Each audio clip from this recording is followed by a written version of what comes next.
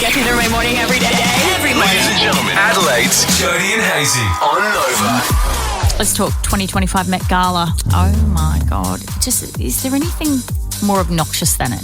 Is there anything more than a heap of celebrities getting dressed up in overpriced outfits going, oh my God, I'm so rich? And doing those poses that everybody else does to take the mickey. Yeah. But they're doing it genuinely. Like 100% for reals. Oh, man. We need to drill down on it. I actually did a story for 10 News First last night on the Met Gala. Oh, that's good. Did you see it? No, I missed it, Did you see it in real time? No, I didn't see it in real time. Are you not watching 10 News First? I probably need to catch up. Okay. I'm assuming comprehensive coverage. Okay. Well, would you like to hear my report from last night? Sure. Okay. No doubt it'll be somewhat of a passion piece. Here it is. Fashion's biggest night saw celebrities descend on the Metropolitan Museum's Costume Institute in New York to celebrate narcissism, elitism and f***widism. The theme was superfine tailoring, black style, and it was as confusing as the rest of us deciphering smart cocktail. The objective of the evening was to prove that it's a celeb's world and the rest of us are just living in it, that they're rich AF and the underprivileged and starving be damned as we drop 3/4 of a mil on a frock that looks like the world's largest doona cover. Highlights included Rihanna unveiling her third pregnancy, a sibling for Razor and Riot, as the fetus was heard loudly exclaiming on the red carpet, "Oi mum, just call me rich." Anna Wintour sported the most obnoxious bob on the planet, while some wannabe wore an oversized piano on his back, which made sense because he looked like he'd like to play with himself a lot. Halle Berry forgot her knickers, which made her strangely popular on the dance floor, while Jenna Ortega arrived in a gown which was made entirely out of rulers, which allegedly made every man who stood next to her in the room incredibly nervous. But the award for the best dress was celebrity injectable Ozempic, which was and always will be the most popular accessory on the red carpet. Jody Oddie for 10 News First. Oh, my very goodness. I got to be honest with you, James. I missed that last night. Oh, you did? I missed it. It was right during witching hour. I must have missed it. But nice comprehensive report. Well, yes. We need to drill down in just a moment. Is there anything more obnoxious than the Met Gala 2025? I've got a couple of things in mind. Should we measure them up? Oh, I've got a few things in mind as well. Like that dress made of rulers? Yeah, Did that's you ridiculous. see that? Jeez. I almost did a good job of raw dogging the entire thing, but still somehow slipped into my feed. Oh, yeah, it's on the socials. Don't Great remember report, though, Jodes. Oh, thank you. I'll tell you what, you covered all the bases for the Met Gala, Jodes. Well done. Well, I could be wrong on this, but I don't even think it's for charity. I think all the proceeds from that absolute wankfest go to the Met Gala, go to the museum. Oh, so it's not even... Goodness sake, I thought you were going to say something outrageous, like all proceeds go to Diddy's court case or something. Like that would be the worst result possible. Wouldn't it? Oh, my gosh. So we're asking the question this morning. Feel free to get involved, 132410. What's more obnoxious than the Met Gala? We've come up with a few ourselves. Do you want to go first? Yeah, I'll go first. You ready? Okay. Here's Yeah, one for okay. you. How about this? Is this more obnoxious than the Met Gala? Whistling in public. Oh, Oh, my gosh. what upset Keep those you? vibes to yourself, mate. Like, seriously. What upset you about whistling? Isn't it happy? Yeah, Is it joyous? But I get, just picture it. Okay, random. Stop doing that, all right? I get it. You're happy. But now, in saying that, you're making everyone else quite angry. What's more obnoxious, whistling in public or the Met Gala? On the count of 3, 1, 2, 3. Met the Gala. Met Gala. All right, what about this one? Talking on speakerphone in a public space. Oh, my gosh. Anything more infuriating? I was having a pedicure the other day. I'm not even joking. She was talking about what was in her fridge for dinner. She said, I've got some snow peas, I've got some salmon, and I'm going to do some nice boiled potatoes. As I'm sitting there going, excuse me very much. I'm trying to relax over here, and I couldn't give a stuff. Working in loudspeaker. I told you about the time I was at the cafe and there was a lady next to me waiting for her breakfast on loudspeaker. She was on hold to something. Well, come That's on. that's obnoxious. All right. Super obnoxious. Okay, what's more obnoxious? Talking on speakerphone or the Met Gala? All right. 1, 2, 3. Met Gala. Oh, my gosh. It's unanimous so far. Okay, I got one for you. Chewing with your mouth open. Yeah, I hate that. In public as well. Hate that. 3, 2, 1. What's more obnoxious? Met Gala. All right, here's one for you. Kids playing their iPads out loud on a plane. On a plane. It's pretty obnoxious. Might have done that. You have not. Oh, we just get to a stage where, like, it's the only thing that's going to control them. But yes, very, very obnoxious. Okay, iPads on a plane out loud on the Met Gala. 3, 2, 1. Still a Met Gala. Isn't it? Yeah. All right, here's one for you. Ordering coffee and then waiting in the same spot for your coffee. No. For goodness sake, go stand next to the barista. And then you got to do the whole, sorry, have you ordered? Yeah, I've already ordered. Get to the left. God. It's so obnoxious. Okay. All right, this is a tough one, actually. Okay. Ordering coffee and standing in one spot or the Met Gala. 3, the Met Gala. 2, 1, Met Gala. Okay, this is the last one. Okay, here we go. What about this one? People, as you're walking down the street, blowing vape or cigarette smoke in your face. Oh, that is so obnoxious. It makes you genuinely question humanity and what we're even doing here. Okay. On the count of 3, people blowing vape or ciggies in your face on the street or the Met Gala. 1, 2, 3. Met Gala.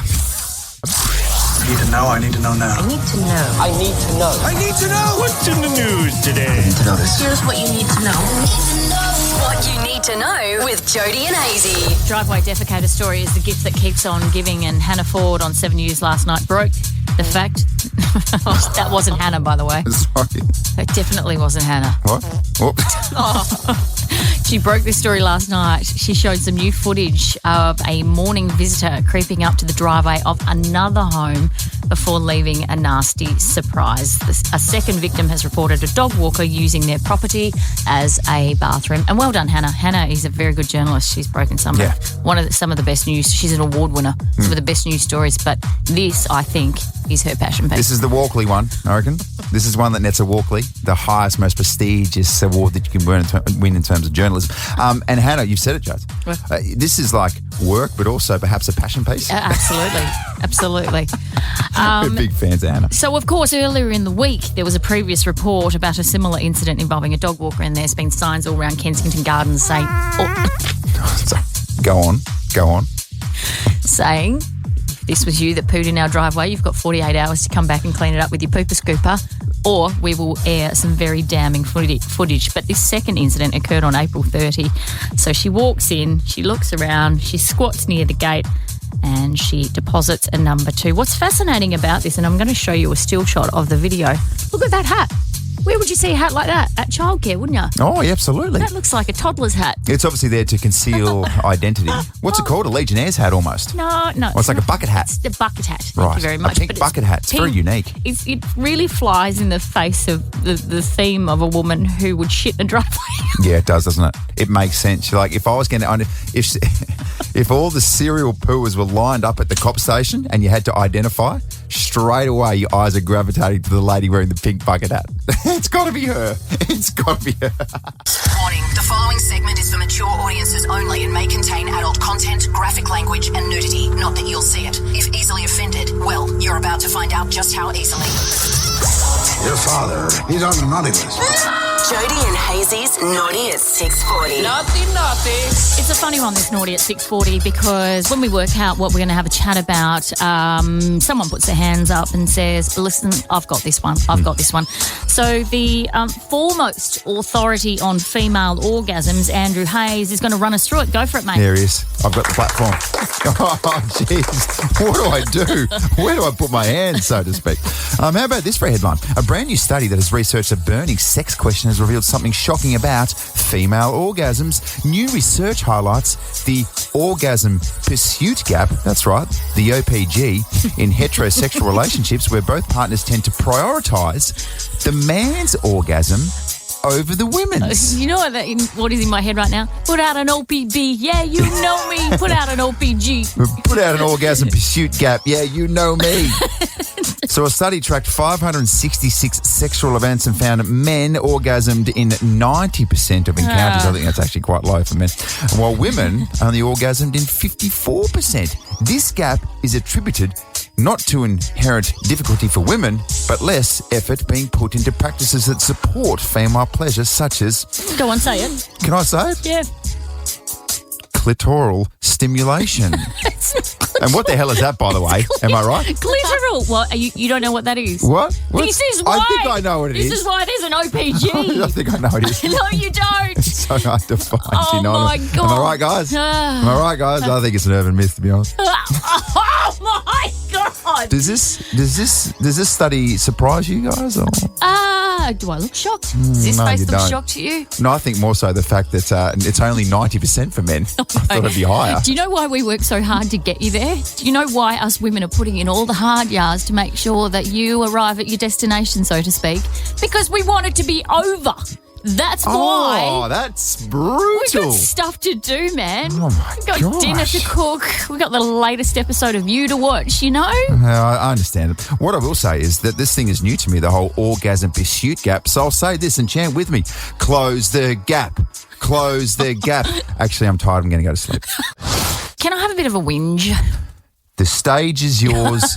Whinge away. It's sort of actually not on my behalf. It's on behalf of all of those people who have ever received a parking fine around the hospital, and I'm talking the Women's and Children's Hospital. Oh, that's there should be something technically different in those areas. Shouldn't there? So I was at work on Friday. My 12-year-old daughter had been unwell over the period of 24 hours. So my husband took her to the doctor because she was having trouble breathing. The GP did the responsible thing and said, you need to go to the Women's and Children's immediately. Mm-hmm. So I got the phone call at work. Fortunately, my boss is an absolute rock star, and she said, drop everything and just get to the hospital, because you know what kids are like when they're sick. They just, like, Dad was there, but she wanted Mum.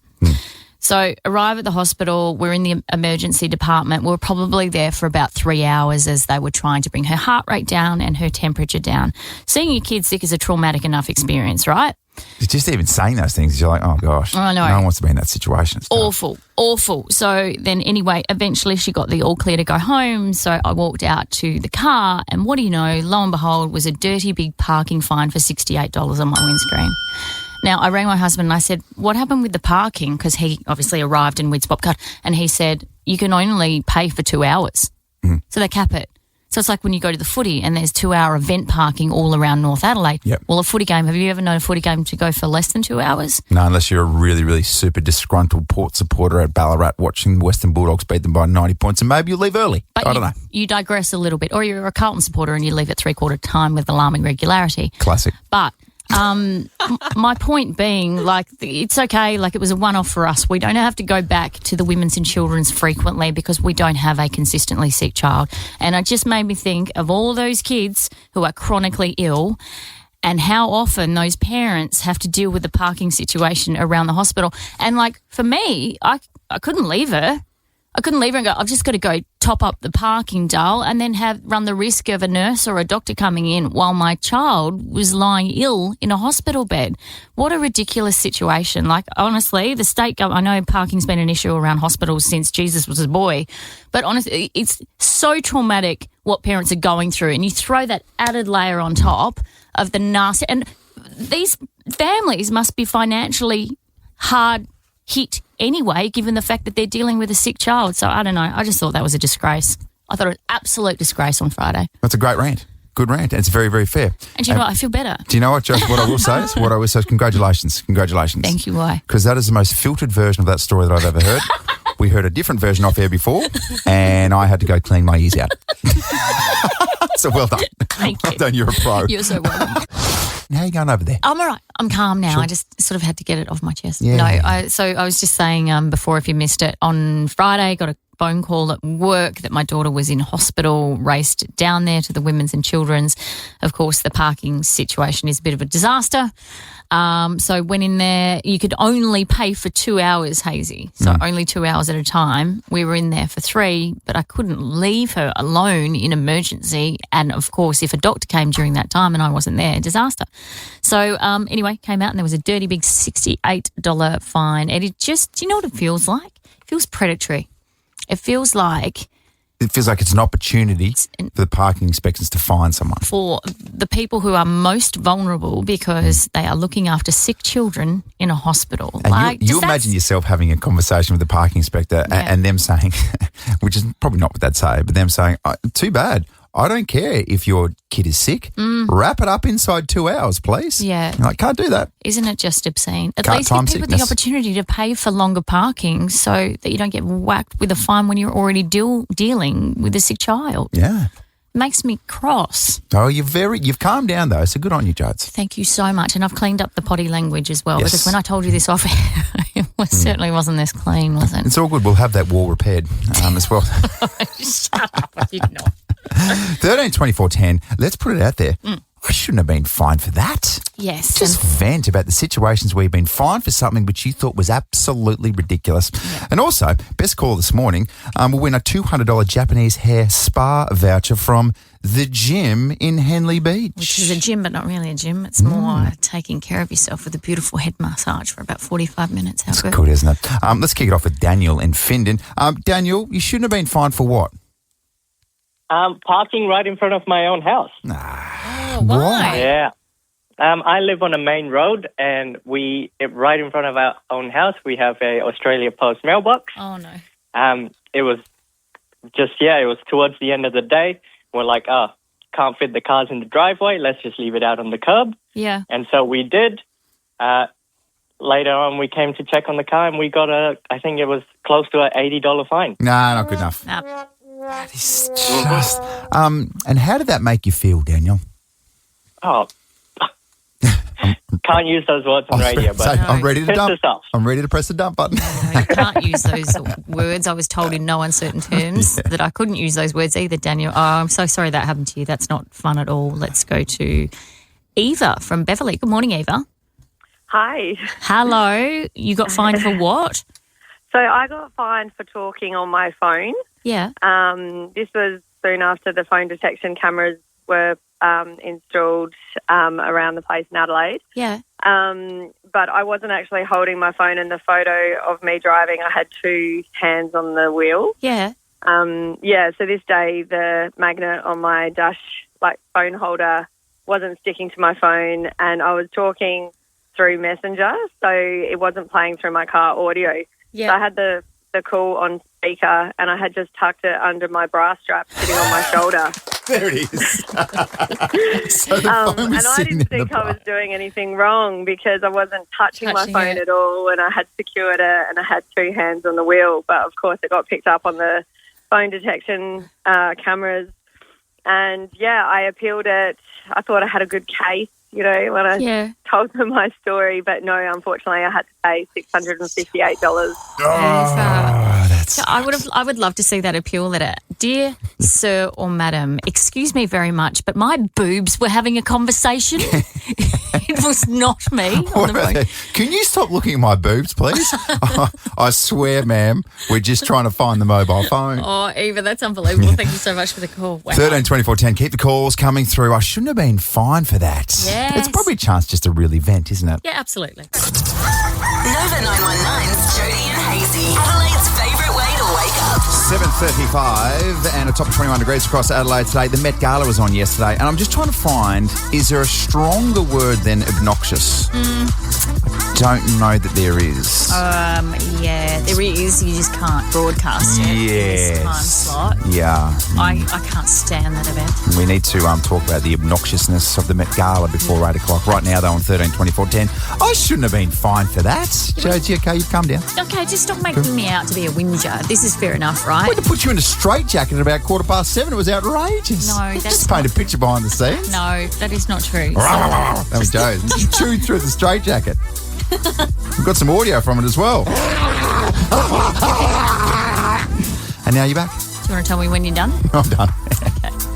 My daughter went to hospital on Friday because she was very unwell. We were in there for 3 hours. You can only pay for 2 hours worth of parking, so promptly came out after a very stressful day to a $68 fine. The fact, they are absolutely savage around there. But having said that, my girlfriend said that her son was in hospital with meningitis, got a fine, contested it and got out of it. Oh, that's nice. So there That's we go. good news. There is a little bit of compassion around the parking, around the women's and children's. 13 24 10, we're doing this morning with a $200 Japanese hair voucher from the gym on the line. I shouldn't have been fined for that. Let's go to Renown Park. Good morning to you, Andrew.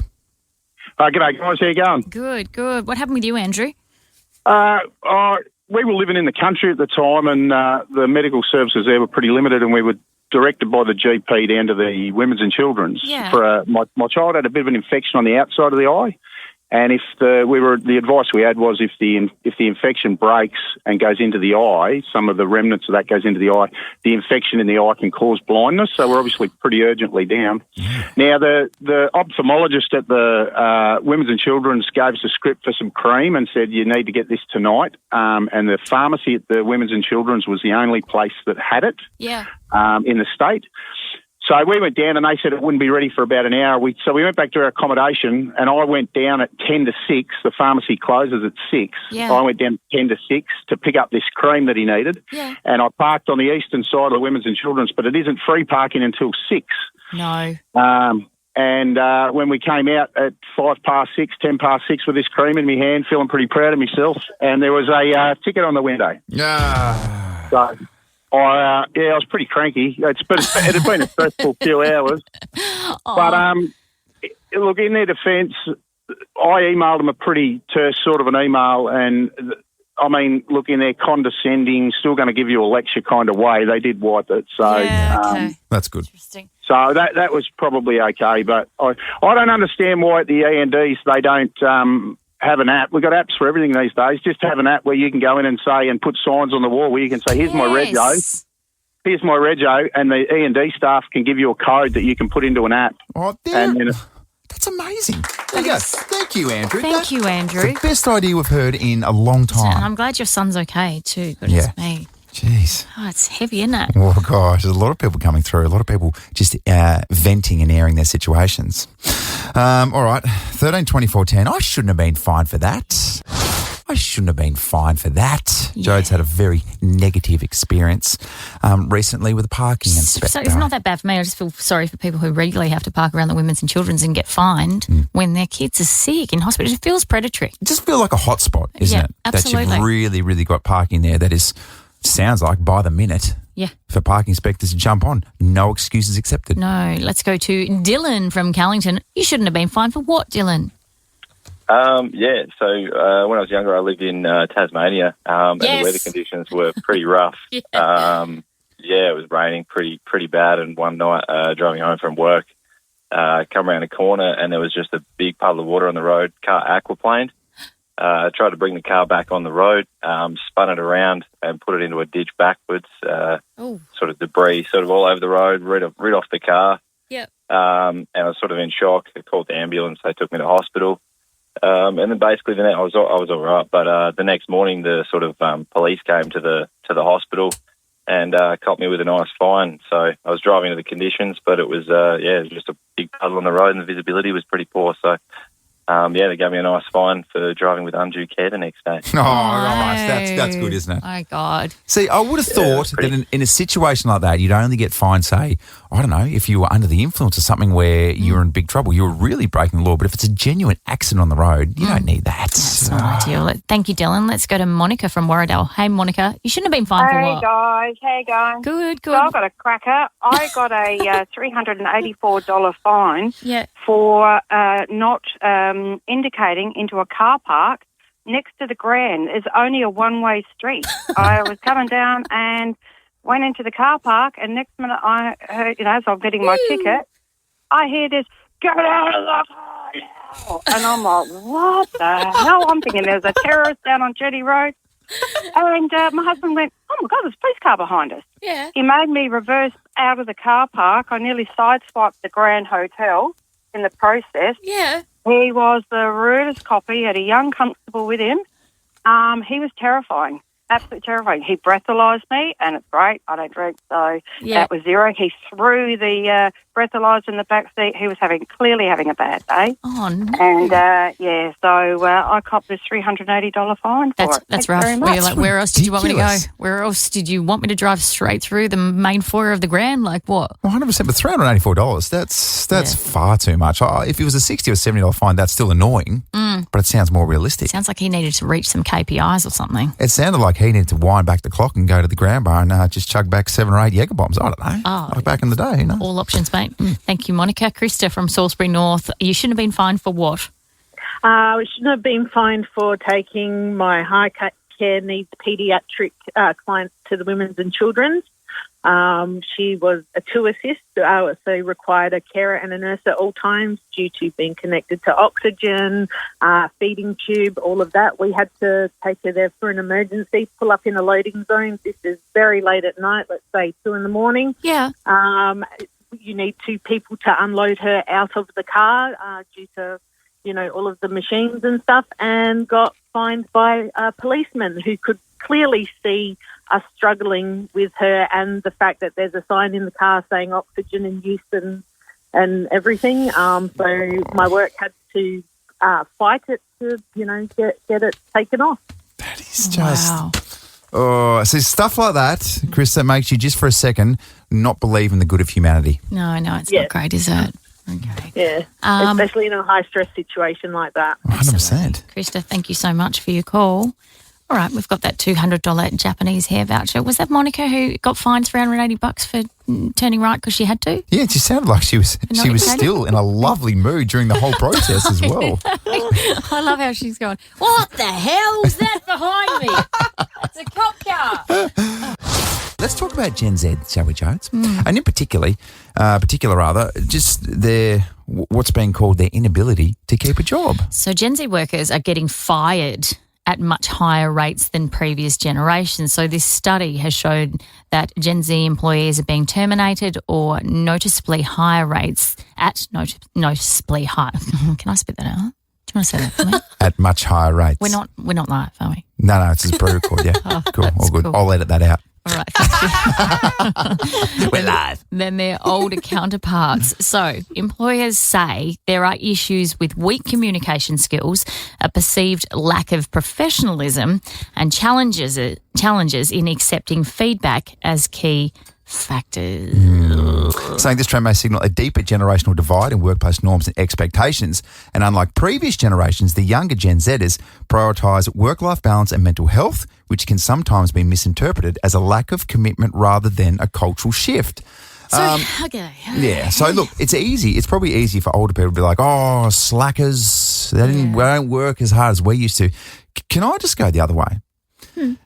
The generations coming through, just put it this way, you would, and probably still to a point right now, you devote your entire life to a company and a workforce, and you get absolutely preyed on by a workforce. Right. And are you saying in our time? In our time, absolutely. And geez, it would be a large percentage of people coming up through that were definitely underpaid and overworked, and therefore their work-life balance wasn't where it should be. Can I tell you why? Because we were scared. We were scared. So scared of our bosses, of getting in trouble, 100%. of getting absolutely ripped. The amount of people that would get pulled into an office and just get strips torn off them if they weren't perceived to be doing their job. But now it's sort of swung the other way. It's swung the other way because you know what it was back then? It was drilled into you. You have no idea how lucky you are to work this job. You are so lucky. You are so lucky. So what we're going to do is we're going to pay you less. We're going to take some shifts away from you, but still now you're very lucky to be doing those ones. You're like, and you walk out. I had a meeting one time from a different workplace. I had some shifts cut and my pay cut, and I walked out saying thank you. Thank you so much. I appreciate it. I appreciate it. That speaks volumes about you, though, being a people pleaser. It doesn't like it's not a good thing. But it's that message, though, that there are 50 people lined, especially in media industry. There's 50 people lined up around the corner to do your job. So you just be grateful that you're here. 100%. But now, I guess, hats off to Gen Z because they know their rights. Yeah. And perhaps, maybe, here's the question, are they pushing it too far the other way? Yeah. But I do love that they're prioritising a mental health and work-life balance. Yeah. Because I have never got that right. No. I've never got that right. It's always been like work hard, and not realising that it does affect your mental health. Oh, man. So that is a very big win for Gen Zers. Did you know how I was saying I was in the hospital with my kid on Friday? I was sitting there going, I've got a problem. And this is the way I've been brought up. Because I'm sitting there going, I've got to get back to work. I can't miss work. Yeah. I'm like, God, shut up. Your kid's sick. She's lying in the hospital bed. Just let it go. That's the thing, isn't it? What's wrong with us? And now, credit to Gen Zers, they know their rights. Yeah. And they know they can take a day off whenever they want. Well, maybe we're the problem. Well, we would sit there right now and say, well, it needs to be something super, super big to take work off. I'm like, no, it doesn't need to be like that. Yeah, I know. Maybe we're the workaholics. Yeah. Okay. Anyway.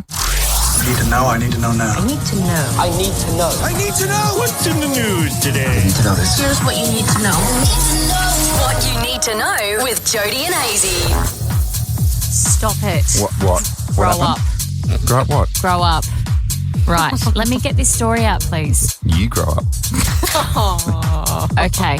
So this all kicked off earlier in the week where there were a heap of signs in the eastern suburbs, more specifically Kensington Gardens, and basically it was a homeowner saying, excuse me, if you pooed in my driveway, please come back and collect it. You have 48 hours because we have your image on CCTV. Completely fair response to someone pooing in your driveway.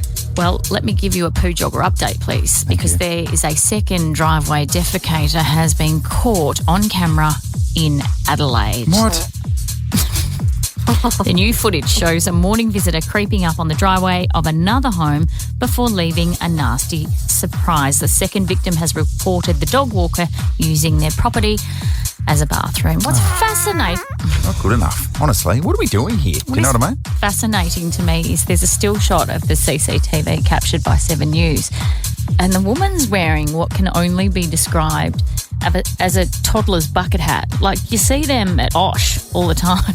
It's pink and it's got little flowers all over it. It's fascinating to me that a woman who wants to chat in someone's driveway would select that sort of identifying hat. You're right. It is really interesting headwear. Congratulations to Hannah Ford from Channel 7 who broke the story, the second instalment. Yeah, she did. And oh my God, this is an absolute passion piece for Hannah. It's right in a sweet spot, isn't it? Hannah's an absolute pro when it comes to police reporting. And if you're a crim, here's a tip. If you're a crim, you think you can outrun Hannah Ford outside a magistrate's court, think again. She'll catch you. Okay, unless you gout, she's going to catch you, okay?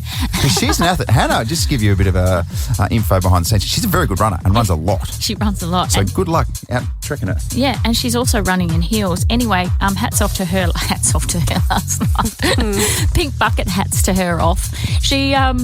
She last night used a heap of puns in her story, and we love a good pun in a news story, don't we? How good's a pun? All right, here's the first one. See if you can pick it up.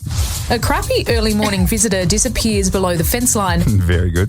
That's nice. Number 2. Yep. It was April 30 that the sticky situation unfolded. Very good, sticky. That's nice. And this is probably my favourite. Yep. Despite kicking up a stink, the homeowner hasn't yet followed through. Outstanding work, Anne. And let me leave you with this. I've been chatting with Hannah this morning, just applauding her exceptional Walkley Award-winning work in this space. And she said there was one more I didn't get to use, and it is this. This police reporter is promising to flush out the culprit. That is very good. Do you know what would have absolutely just sealed it for me? What? If she finished the package with Hannah Ford, 7 News.